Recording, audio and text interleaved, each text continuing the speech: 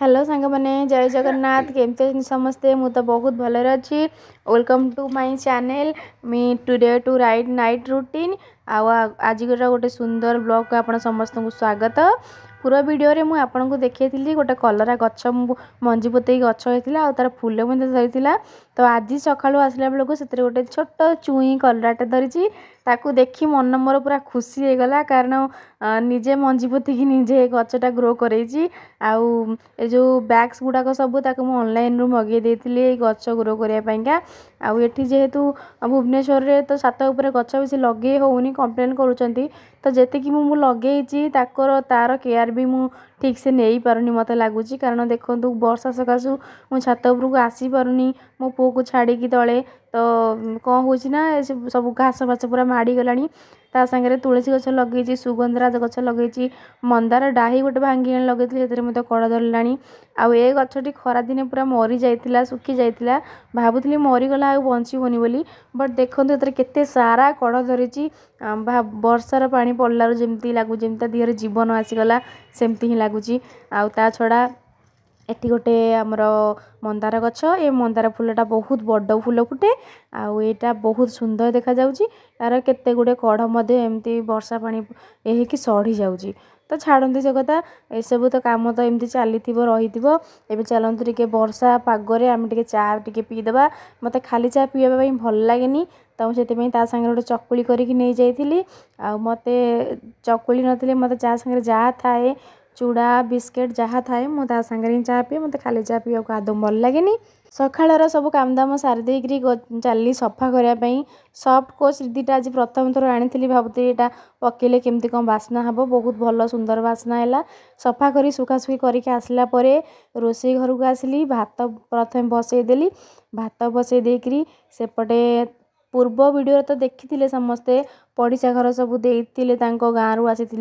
कदली जह्नी आमर पोई ताको भावुँ आज राई करदेवी बड़ी टमाटर नहीं चलो ताको स्किप करदे आउ जहाँ घर अच्छी जमी ताकू पकईकी राई करदे खाली से सब जिनस आवेलेबल थिले ही किसी गोटे रोषे कर नुह प्रत्येक घर माने कौन ना कौन जिनस अभाव रही तो से आम खातिर नक जहाँ अच्छी आम से खुशी खुशी रांधदबा पूरा गरम गरम वर्षा दिने गरम गरम भात डाली सांग को राई एंजॉय करवा आउ केमती कौन करुचे आपण मैंने वीडियो रे लास्ट पर्यंत रुहतु देखु आ मो वीडियो को प्लीज गोटे लाइक शेयर सब्सक्राइब करूँ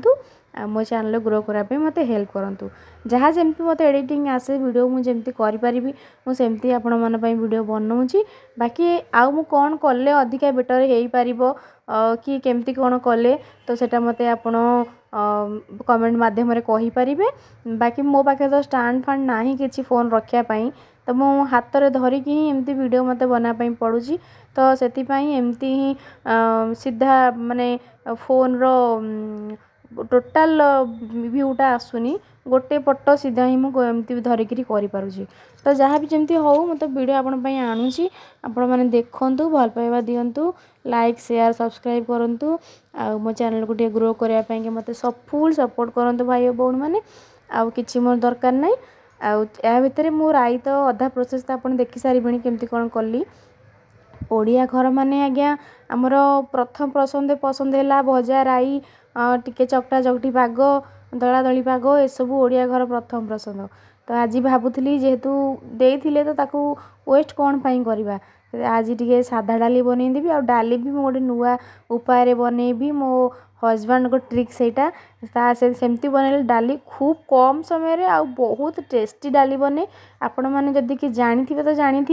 जदि कि न जानी तो वीडियो लास्ट पर्यंत रुहतु मु डाली रेसिपीटा देती आपण मैंने देखु आ घरे निश्चिंत गोटे थर जब बन नी बनईकरी खातु देखिए खूब कम समय भितर अति स्वादिष्ट डाली जल्दी जल्दी रेडी हो सांग तो भात बन देते बास आउ कौन एंजॉय करी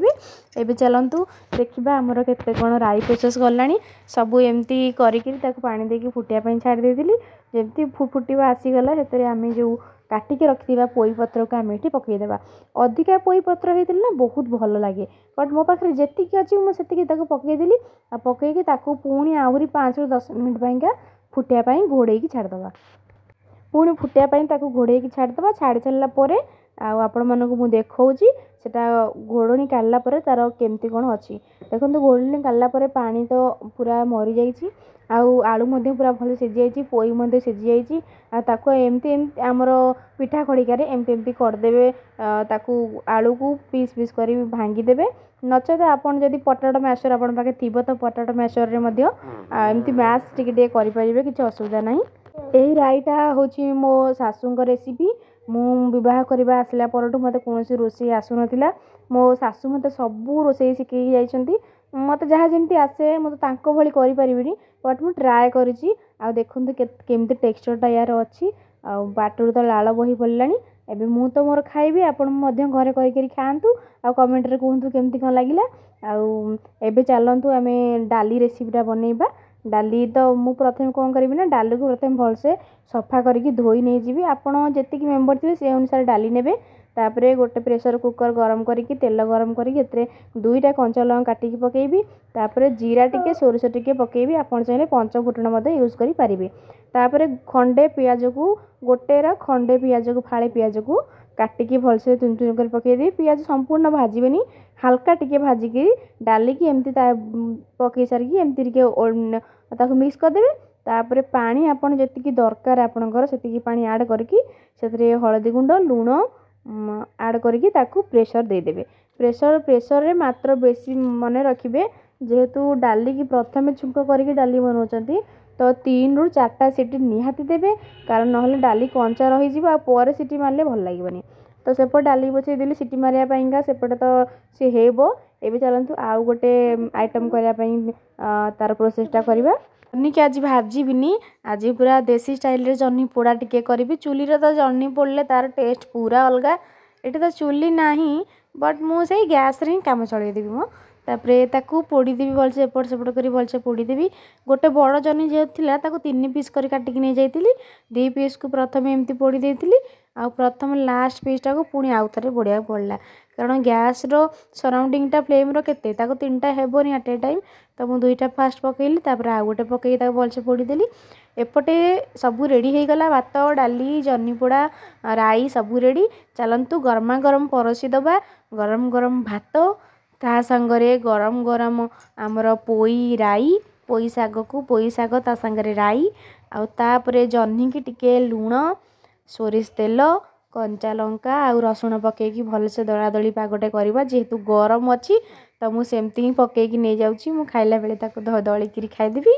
तापरे आ ता संग को गरम गरम डाली पूरा देखो सबू आइटम रु पूरा बांफ बाहरुची कारण सांगे सांगे मु रेडी करूची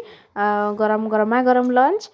वर्षा दिने ठंडा जिनस खाइले तो भल लागेनी देह पाई भी भल नुह बट गरम गरम जिनस खाइले वर्षा दिने निजको जेतिकी शांति लगे आउ जेते सादा खाद्य खाइले बहुत कंफर्ट लगे। चलंतु आसंतु एथर एंजॉय करिबा गरम गरम भात डाली राई संगे जन्नी पोड़ा